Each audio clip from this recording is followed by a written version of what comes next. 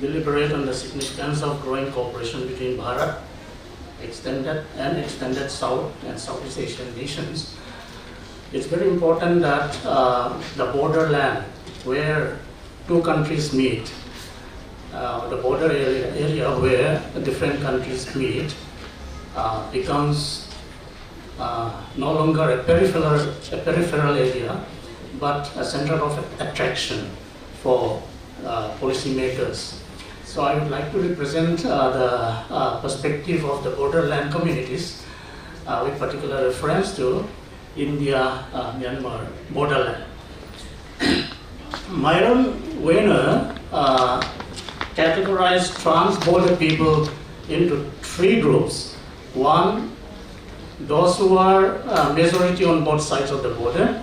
Second group, those who are majority on one side and minority on the other side. And third, those who are minority on both sides of the border. Today, in my presentation, I would like to focus on trans-border community of the India-Myanmar borderland who are minority on both sides of the border. Allow me to read some portions of my text. India's cultural relations with Southeast Asia in general and Burma in particular have a long history. One of the most prominent historians on Burma, G.E. Harvey, wrote, "The Burmese are a Mongolian race, yet their traditions, instead of harking back to China, refers to India." The Pews, for instance, who were culturally distinct from the later arriving Burmans, but who apparently also spoke a Tibeto-Burman language, had a contact with Indian culture. According to Victor Lieberman, I quote, "Starting perhaps in the 2nd century and with ever greater profusion and refinement from the 4th century, we find architectural and artistic evidence of pure contact with Indian culture, directly via Eastern India and Sri Lanka, and indirectly via Buddhist centers in the Chao Phraya Basin." India-Burma cultural and economic relationships in the pre-colonial period were found more prominently through the sea roads, has been clearly unraveled by Sunil S. Amrit in his work Crossing the Bay of Bengal. He says, "Many forms of connections across the sea outlasted and outlived empires. To the East India Company, which established its first factory at Siriam in Burma in 1647, Burma became strategically important for its economic interest in order to dominate the Bay of Bengal and the Indian Ocean. In fact, Burma became a contested space among the European colonizers since the 18th century. The annexation of Burma by the British through a series of Anglo-Burmese wars has been debated by scholars or administrators as strategic or political, or economic or commerce, or local because of local crisis. However, the annexation of Burma was also strongly contested by the British, was also strongly contested by none other than the British colonial officers. For example, J.S. Furnival described the annexation of Burma as the accident of propinquity. According to Governor Reginald Craddock, it was a political accident. And to F.S.B. Donison, it was the accident of contiguity. A recent scholar on Burma describes Burma as territorial and administrative appendage to India. 1937, when Burma was separated from India, it was largely a success of combined colonial business interests who had lobbied hard for separation from India. This was, however, interpreted by William Van Schendel as the first partition of the Indian subcontinent. Given the historical, cultural, and political ties that India shares with Burma, it is essential to highlight the often overlooked hill tracts that lay between British India and British Burma. Popularly known in colonial parlance as the Chinlusai Hills, these hill tracts in the Indo-Burma frontier had never become a part of the Burman Empire, nor was it annexed by Indian rulers. It remained independently governed by local chieftains until the British annexed it into the Indian Empire in the late 19th century. The annexation of Upper Burma in the Third and final Anglo-Burmese War has been often mistakenly considered to be the completion of the British conquest of the whole country of Burma. But the Chinrusai Hills, which was sandwiched between British Burma and British India, was only annexed after 10 years of the Third Anglo-Burmese War. In 1893, a memorandum written by the Chief Secretary to the Chief Commissioner of Burma admitted that, I quote, "The hills were never brought under any sort of regular administration by the Burmese government.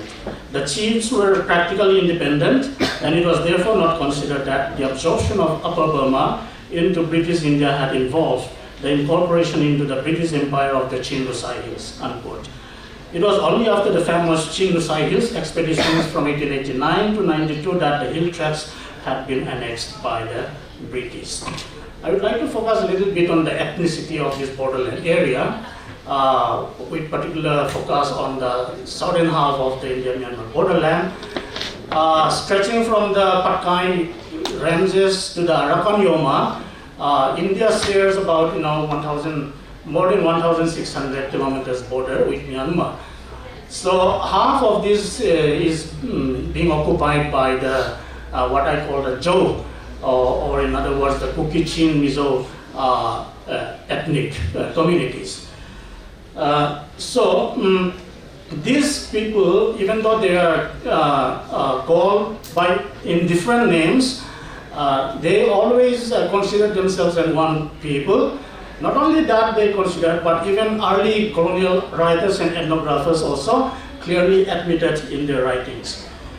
Historical figures write from Fancho in 862 AD to Father Sangamanu in 1783, and British military and civil officials like T.A. Trant, A.P. Fire, B.S. Carey, and linguist G.A. Grayson in the 19th century undoubtedly recognized the ethnic commonality of the indigenous hill tribes who inhabited the Indo-Burma frontier.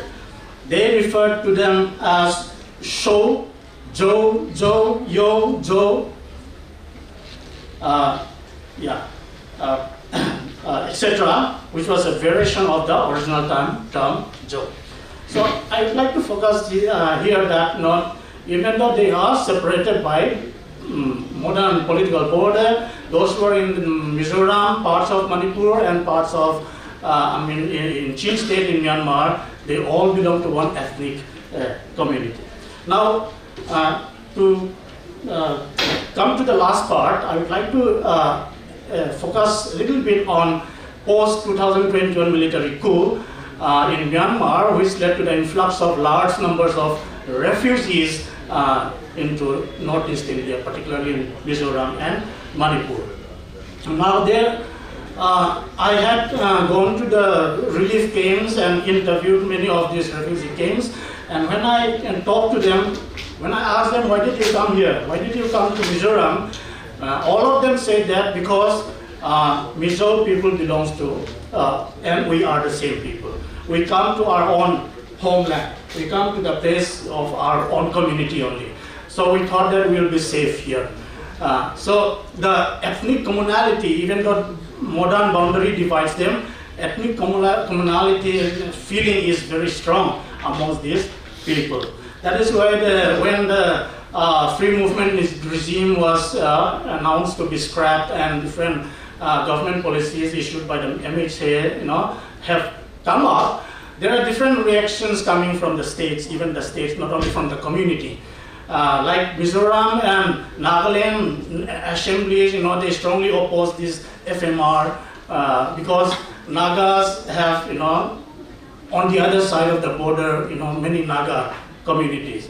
Like that, Mizo also have on the other side of the border their own communities. So, since the colonial period, this has been recognized by the colonial government, India government also recognized it, and they allowed the free movement up to 25 miles, initially, and which was reduced to 16 miles.